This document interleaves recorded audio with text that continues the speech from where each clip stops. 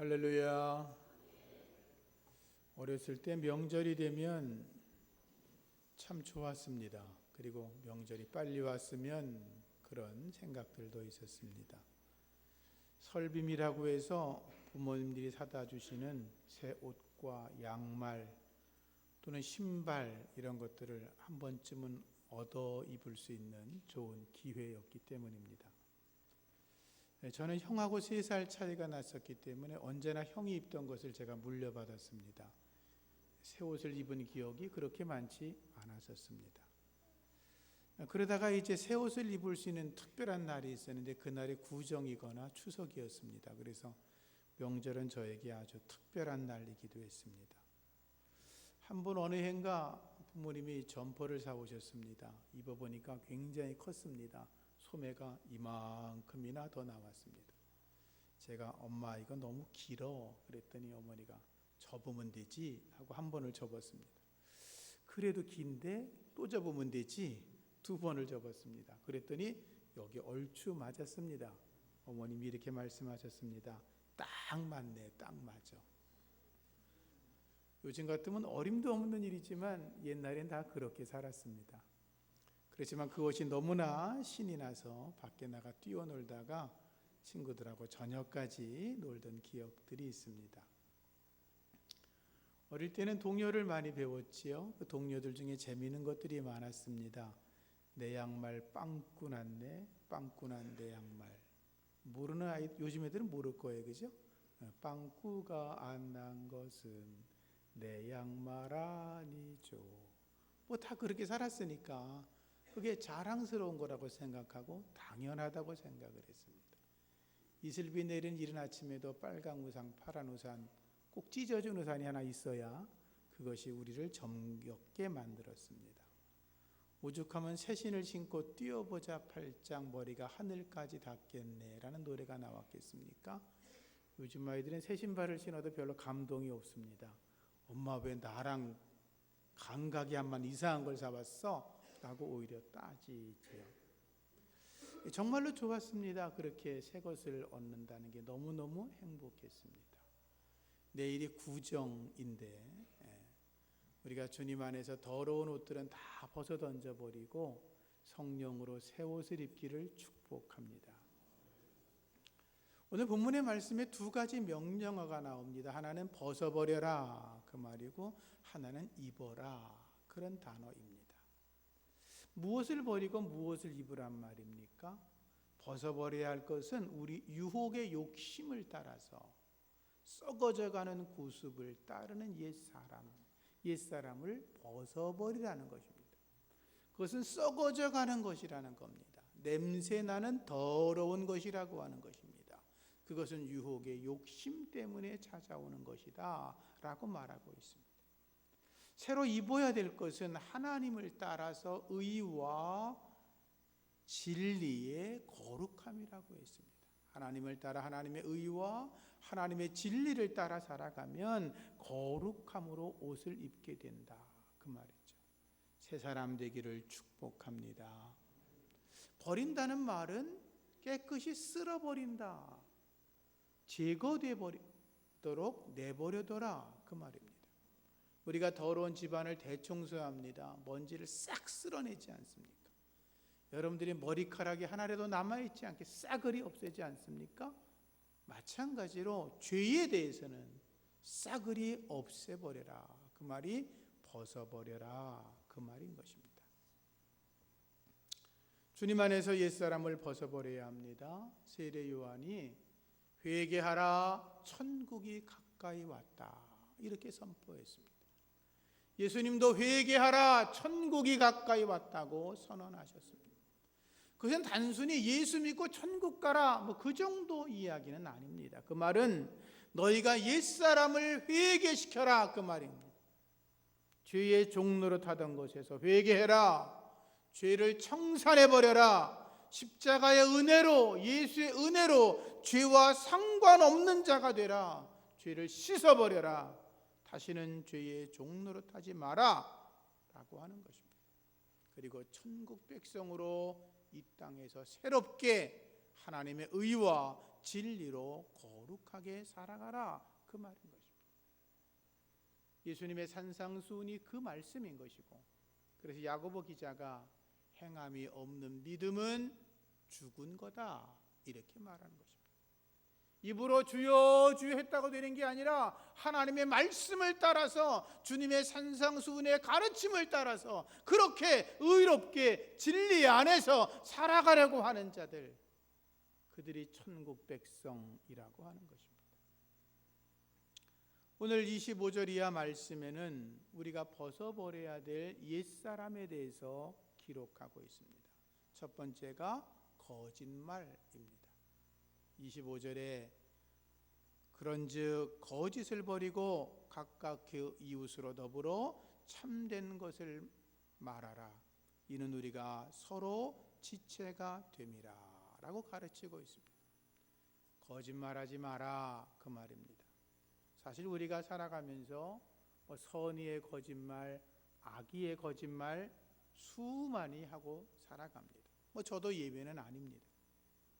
참말만 하고 살아가기에는 너무나 힘든 게 우리들의 세상인 것도 맞습니다.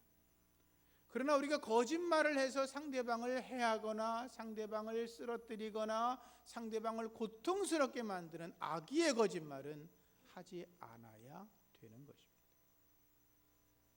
우리가 영적으로 승리하려면 악한 거짓말 하지 말아야 됩니다. 악한 마귀는 처음부터 살인한 자요, 진리가 없는 자요, 그 다음이 거짓의 아비라고 말씀하고 있습니다. 악한 마귀는 끊임없이 우리를 거짓말하게 만든다는 거지요. 거짓의 수렁에서 헤어나오지 못하게 한다는 거지요. 거짓말에서 헤어나오지 못하면 그 사람은 죄 가운데서 벗어나지 못하게 되고 결국 멸망으로 이어진다는 것입니다. 죄의 싹은 사망이기 때문에 그렇습니다. 거짓을 끊어버리고 주님 안에서 참된 말 할 수 있기를 축복합니다. 두 번째, 분노라고 기록되어 있습니다. 26절 이하는 분을 내어도 죄를 짓지 말며 해가 지도록 분을 품지 말고 마귀로 틈을 주지 마라 라고 말씀하고 있습니다. 우리 하나님의 사람들은 분노의 모습을 빨리 지워버려야 합니다. 분이 내 안에서 자라지 못하도록 해야 합니다. 화가 날 수 있습니다. 분한 마음이 들 수 있습니다. 그러나 말씀은 뭐라고 가르칩니까? 해가 지기 전까지 분을 품지 말라. 그 말은 속히 분을 삭혀버려라, 그 말이죠. 시편 37편 말씀에는 분을 그치고 노를 버리고 불평하지 말고, 그런 것들은 오히려 악한 것을 만들 뿐이라, 이렇게 가르치고 있습니다. 야고보서 1장 말씀에는 성내기를 더디하라 라고 가르쳤고, 전도서 말씀에는 급한 마음으로 노를 바라지 말라, 분노는 우매한 자들의 마음에 품는 것이라. 분을 품는 거 우매한 자들이 하는 것이라, 그 말. 분노의 감정에 대해서 특히 뒤에 말씀에 마귀에게 틈을 주지 말라, 이렇게 말씀하고 있습니다. 무슨 말입니까? 분노라고 하는 것은 악한 마귀에게 틈을 주는 가장 좋은 도구라는 것입니다. 사람이 분을 삭히지 못하면 입에서 더러운 말이 나갑니다. 욕이 나갑니다. 저주가 나갑니다. 그것도 견디지 못하면 폭력을 행사하게 됩니다. 폭력이 심해지면 살인하게 됩니다. 최근에 수많은 뉴스들이 어디서 나옵니까? 인간의 감정을 통제하지 못하는 분노의 감정에서 나오는 것입니다. 분노를 다스릴 수 있기를 부탁을 드립니다. 뚜껑이 열리지 않게 해야 됩니다. 내 감정을 잘 조절하셔서 주님의 평화로 자기의 마음을 만들어가는 지혜로운 하나님의 사람들 되시기를 축복합니다. 세 번째, 도둑질이라고 되어 있습니다. 어느 시골 교회에서 이제 어린아이가 열심히 교회를 다니는 아이가 있었습니다. 그런데 농촌에서는 자주 그런 일이 있잖아요. 텃밭에서 오이도 따먹고 가지도 따가고 뭐 수박도 서리하고 뭐 그런 게 뭐 예사로운 일 중에 하나였죠. 옛날에는. 요즘은 그런 벼락이 나죠. 근데 어떤 아이가 그냥 습관적으로 오이와 수박 뭐 이런 걸 늘 따먹는 아이가 있었습니다. 그런데 그 텃밭이 마침 목사님네 것이었습니다. 목사님이 이 아이를 좀 혼내야 되겠다 이건 아니고 이제 다시는 이러지 않도록 가르쳐야 되겠다 이렇게 훈계할 생각으로 아이를 불렀습니다.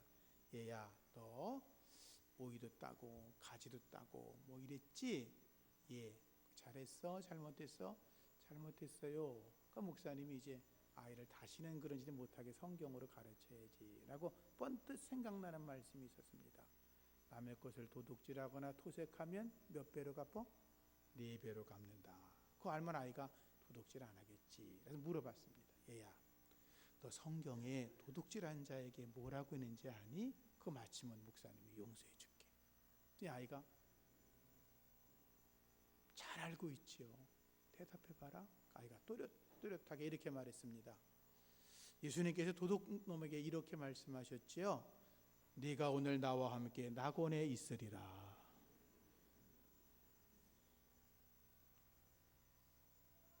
오늘 28절 말씀에 도둑질하는 자는 다시는 도둑질하지 말고 돌이켜서 가난한 자에게 구제할 수 있도록 자기 손으로 수고하여 선한 일을 하라 라고 가르치고 있습니다.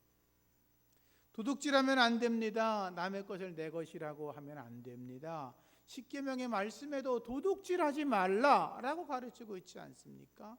남의 것을 도둑질하면 4배까지 갚으라고 하는 게 성경의 가르침입니다. 도둑질하지 말고 오히려 가난한 자들에게 구제해라. 너희의 손으로 수고해서 땀 흘려서 얻은 것으로 그렇게 구제하라 라고 말씀하고 있는 것입니다. 성경은 언제나 가난한 자, 고아, 과부, 소외된 이웃들 돌아보라고 말씀하였습니다. 오른손이 한 것을 왼손이 모르게 하라고 말씀하였습니다. 여러분 주변 사람들이 여러분들을 통해서 하나님의 선한 은혜를 경험하게 할 수 있기를 축복합니다. 4번째, 더러운 말 하지 말라 그랬습니다. 무릇 더러운 말은 너 입 밖에도 내지 말고 오직 덕을 세우는데 소용되는 대로 선한 말을 하여 듣는 자들에게 은혜를 끼치게 하라 라고 가르쳤죠. 더러운 말, 음란한 말, 음탕한 말, 욕설, 남에게 상처 주는 말, 비난하는 말, 조롱하는 말, 험담, 뒤돌아서 엉뚱한 소리하는 말들 하지 말라는 거죠. 말은 그 사람의 인격을 드러내는 것입니다. 누군가와 한 5분 정도 이야기해 보면 그 사람의 인격이 어느 정도라는 거 압니다. 그 사람의 수준이 어느 정도구나 금방 압니다. 저급한 사람들은 언제나 그의 입에서 더러운 말이 나옵니다. 그가 한 말 가운데 중요한 단어를 추려보면 그 사람이 어떻게 살아가는지 금방 알 수 있습니다. 더러운 말을 버리고 선한 말 하시기를 축복합니다. 남을 배려하고 칭찬하고 높여주고 이해하고 상대방의 마음을 공감해주고 따뜻한 마음으로 품을 수 있는 그런 주님의 사랑이 가득한 성도들 되기를 주의 이름으로 부탁을 드립니다. 말에는요 힘이 있습니다. 내가 말한 대로 되는 것입니다. 내가 말하는 대로 내가 행동하게 되는 것입니다. 내가 말하는 대로 세상이 바뀌는 것입니다. 내가 말하는 대로 일들이 이루어지는 것입니다. 그래서 우리는 더러운 말은 재갈을 물리고 선한 말을 해서 모든 사람들에게 선한 영향력을 끼치는 복된 날들이 가득하기를 축원합니다. 5번째, 성령을 근심케 하지 마라 라고 했습니다. 성령을 근심케 하지 마라. 이 성령이 누구신지도 잘 모르는데 그 성령께서 근심한다고 하니까 그 말은 이해하기가 더 어렵지요. 이렇게 생각하면 쉽습니다. 제가 예를 들어 도둑질을 합니다. 제가 거짓말합니다. 더러운 말합니다. 예배를 드리지 않습니다. 제가 성경 읽지 않습니다. 기도하지 않습니다. 11조 떼먹습니다. 봉사하지 않습니다. 충성하지 않습니다. 형식적으로 교회 생활을 합니다. 그러면 성령께서 제 양심을 통해서 말씀하십니다. 조목사, 도둑질하지 마. 거짓말하지 마. 더러운 말하지 마. 예배를 온전하게 드려. 성경 읽어야지. 기도해야지. 충성하고 봉사해야지. 11조 드려야지. 이렇게 제게 말씀하십니다. 그러면 제가 그 음성을 듣고 예, 제가 말씀대로 하겠습니다 라고 돌아서는 것은 성령을 기쁘게 하는 것입니다. 성령께서 내 마음속에 그런 양심을 통해 계속 말씀하시는데도 하나님이 내게 그런 말씀하는 거 난 귀찮아, 안 들을 거야, 나는 내 생각대로, 나는 내 인생에 마이웨이가 있어 이러고 살아가는 건 성령을 근심케 하는 것이라는 것입니다. 하나님께서 하라 말씀하시면 행하고 하지 마라 하면 하지 않는 그런 성령 충만한 사람 되기를 축복합니다. 그게 거룩으로 나아가는 길인 것입니다. 6번째 말씀, 악독, 노함, 분냄, 떠드는 것, 회방, 이런 것들은 모든 악한 것들과 함께 버려라 이렇게 말씀하고 있습니다. 악독, 노함, 분냄, 떠드는 것, 회방, 또 남의 말을 수군수군하는 것, 있지도 않은 일을 만들어 포장하는 것, 우리가 한 말은 요만큼인데 이만큼 침소봉대에서 꾸며내서 이상한 말을 만드는 거, 뒷담화하는 거, 이런 걸 재미로 삼아서 남을 조롱하는 것들, 또는 하나님의 일을 하게 되면 항상 이건 이래서 안 되고 저건 저래서 안 되고 떠들고 다니면서 하나님의 일을 회방하고 수군수군거리는 거, 그거 다 마귀 일인 것입니다. 마귀를 좋게 하는 것입니다. 여러분이 예를 들어서 누군가 특정한 사람의 이야기를 뒤에서 수군수군거리면 하나님이 좋아하겠습니까? 마귀가 좋아하겠습니까? 제가 여러분들 중에 어떤 사람 이야기를 나가서 딱 수군수군거리고 나쁘게 만들고 포장하고 그 사람을 아주 못된 사람으로 만들어 놓으면 그게 하나님이 기뻐하시겠습니까? 마귀가 좋아하겠습니다. 그래서 우리는 그런 악한 마귀에게 휩쓸리는 말을 하지 말아야 될 줄로 믿고, 그렇게 하지 말라고 성경은 가르치고 있는 것입니다. 그럼 새 옷을 입는 것은 무엇이냐? 32절 말씀 보니까 서로 친절하게 대해라, 불쌍히 여겨줘라, 용서해라 이렇게 말씀하고 있습니다. 친절이란 말을 개역 한글에는 인자라고 번역을 했습니다.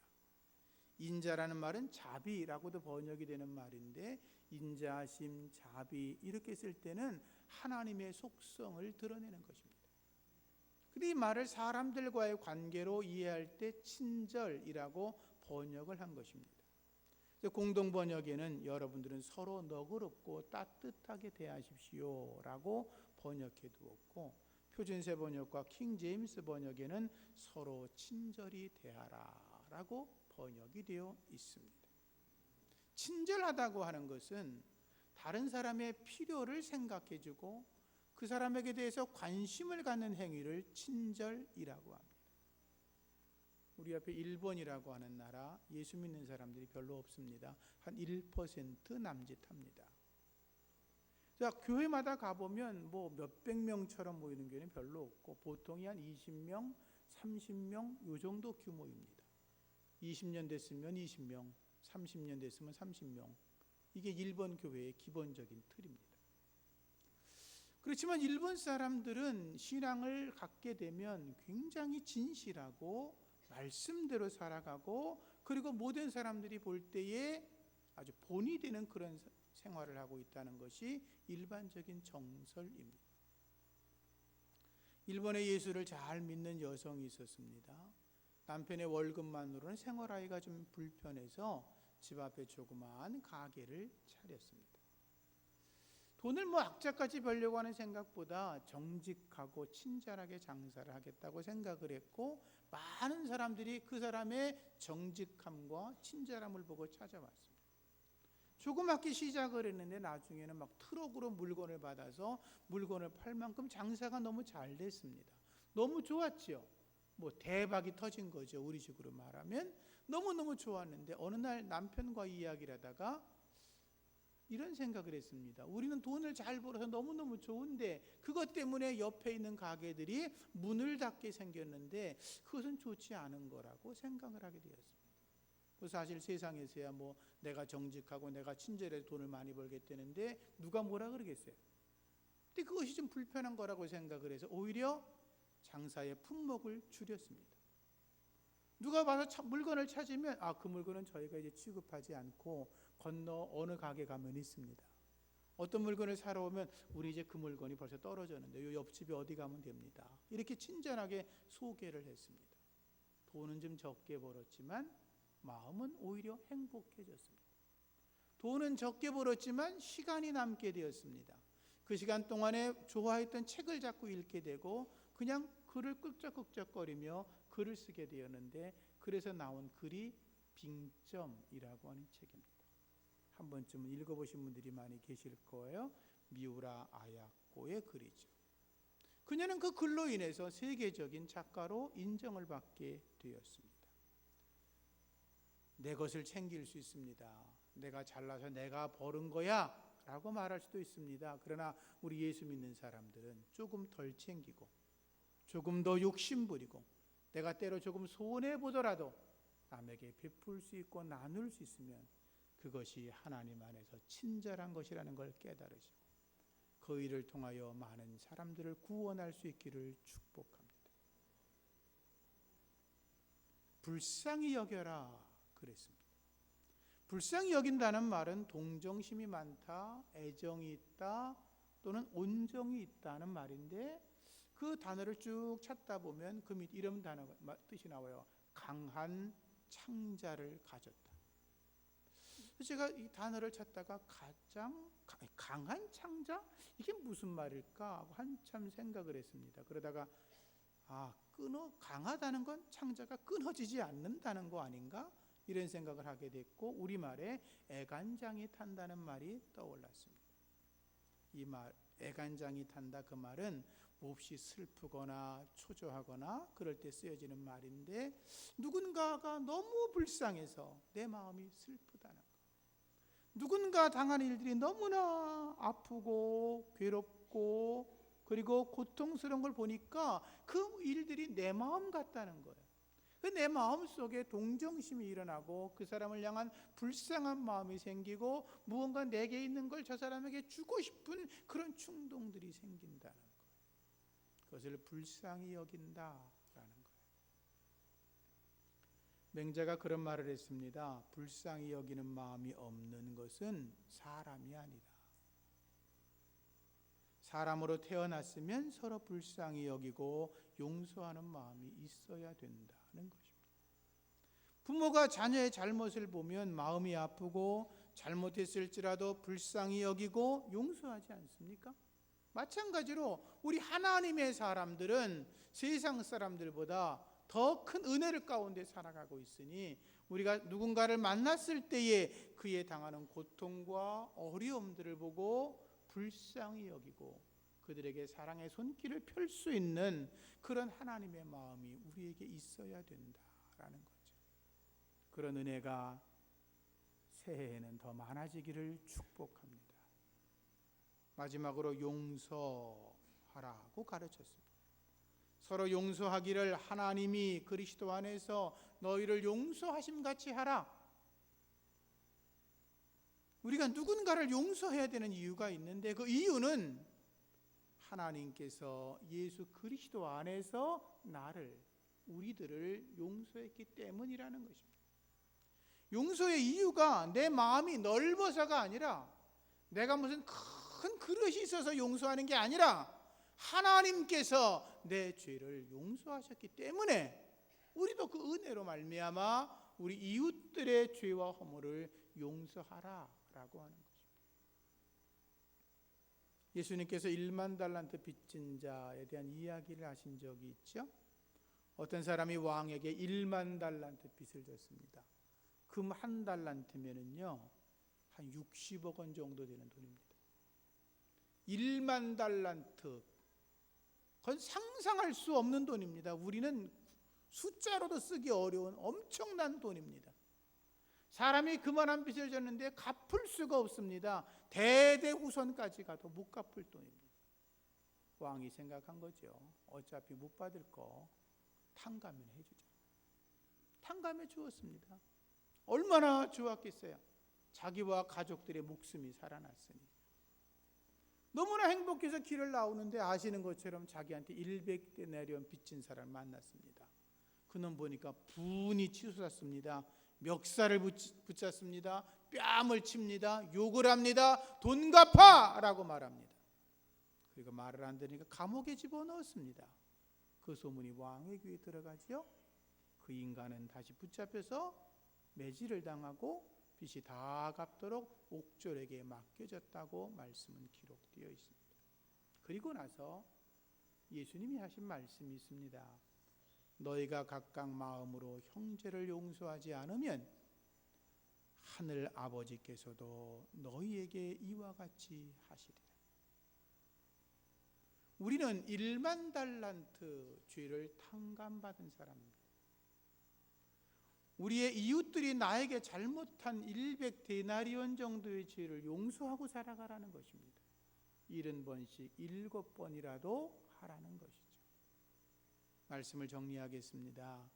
우리가 벗어버려야 될 것들, 거짓말, 분노, 도둑질, 더러운 말, 성령을 근심케 하는 것, 악독, 노함, 분냄, 떠드는 것, 회방이라고 하였습니다. 우리가 성령의 은혜로 입어야 될 새 옷은 친절, 불쌍히 여김, 용서라고 했습니다. 명절에 성령으로 새 옷을 입으시고 여러분의 삶과 가정이 주님 안에서 더욱더 아름다워지기를 주의 이름으로 축복합니다. 기도합니다. 하나님, 더러운 것을 벗어버리고 성령의 의와 거룩함으로 새 옷을 입게 하여 주시옵소서. 친절하게 하시고 불쌍히 여기는 마음 주시고 용서하는 마음을 더하여 주시옵소서. 예수 믿는 사람들의 잘못 때문에 세상이 어지럽고 혼돈되고 있는데 여기는 우리만큼이라도 하나님 안에서 주의 의와 진리를 드러내는 주님의 사람들 되게 하여 주옵소서. 예수님 이름으로 기도합니다.